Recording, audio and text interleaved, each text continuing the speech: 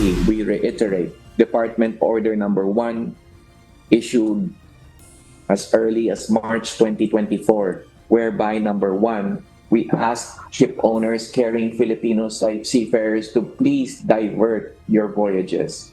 It is not enough to just say you're taking the necessary safety precautions.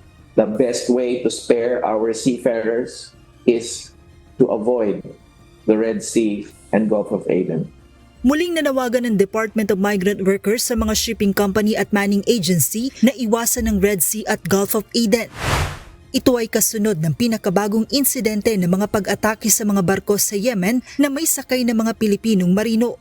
Sa pinakahuling insidente, inatake ng sea drones at rocket-propelled grenades ang Greek-managed bulk carrier na Eternity Sea malapit sa Yemen nitong Lunes.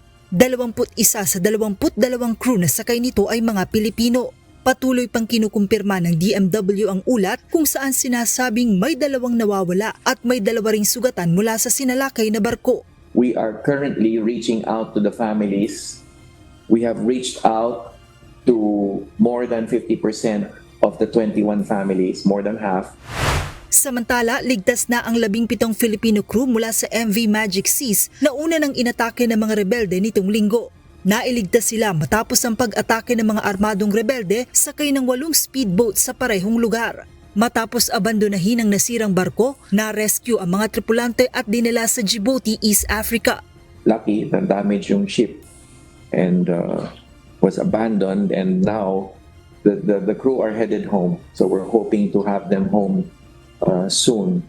Ayon sa DMW, patuloy nilang minomonitor ang sitwasyon ng iba pang barko sa rehiyon, kabilang na ang MV Cordillera na inatake rin noong linggo, ngunit walang sakay na Pilipino. Binigyang diin ng kagawaran ang obligasyon ng mga ship owners at manning agencies na i-report ang kanilang mga voyage schedules, gayon din ang pangalan ng mga Pilipinong marino sa OFW welfare system. Joanna Nano, UNTV News and Rescue. Diyos ang aming sandigan, serbisyo publiko ang aming pinahahalagahan.